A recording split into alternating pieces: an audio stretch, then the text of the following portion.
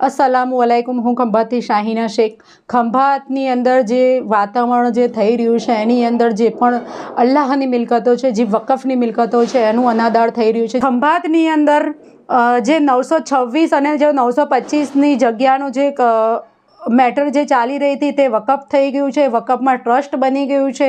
તે ટ્રસ્ટ બનાવ્યા પછી અમુક લોકોએ એની અંદર પિટિશન દાખલ કરી છે કે એ જે મિલકત છે એ વકફમાં ના લેવાય।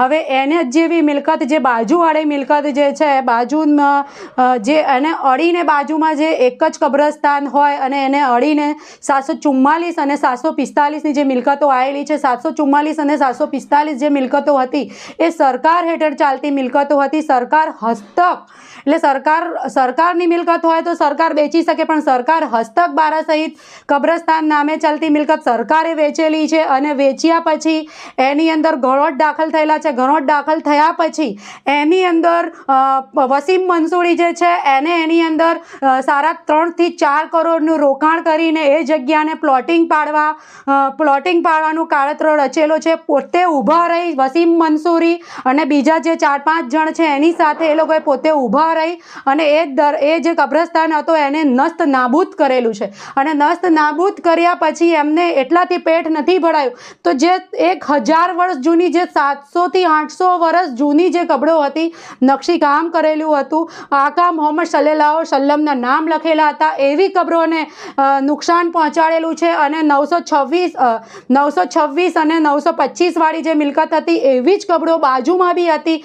744 અને 745 એ બાજુનું જે પણ વિસ્તાર છે ટોટલી એ કબ્રસ્તાન આવેલું છે, પણ એની અંદર કોઈ પણ ધ્યાનમાં નથી લેતું। મેં વકફની અંદર ઘણી વખત અરજીઓ 745 અને 744ની ઘણી વખત અરજીઓ કરેલી છે, કેમ કે એની અંદર પણ પુરાતત્વની જે કબરો હોય એના અવશેષો પણ મળી આવેલા છે। અમારી પાસે તલાટીઓના પંચનામા બી છે।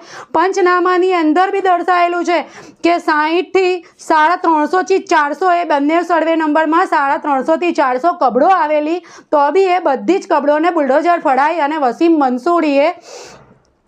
મંસૂરીએ પ્લાટ પાડવાનું કાવતરો રચેલો છે। બસ એક નાનકડી વાત હું એ જ કહેવા માંગીશ કે આપણે કરોડ રૂપિયા ખર્ચીને આપણા પોતાનું રહેવા લાયક મકાન તો બનાવીએ છીએ, પણ આ દુનિયાથી જ્યારે આપણે અલવિદા કહીએ છીએ, આ દુનિયાથી જ્યારે આપણે રૂક્ષત થઈએ છીએ ત્યારે આપણી પાસે કશું જ નથી હોતું અને એ જ જે વકફની મિલકત છે, એ જ જે વકફ થયેલું કબ્રસ્તાન છે એની અંદર દફન થઈ જવું પડે છે। એટલે ખંભાતના લોકોને એક નાનકડી અપીલ છે કે પ્લીઝ તમારા જે હક હલાલની મહેનતની કમાઈના પૈસા જે હોય એવા બિલ્ડરો સમક્ષ તમે ના લગાવો અને તમે એ જે લોકો જે પ્લોટ પાડી રહ્યા છે, કબ્રસ્તાન તોડીને પ્લોટ પાડી રહ્યા છે એના જંગમમાં ના આવો।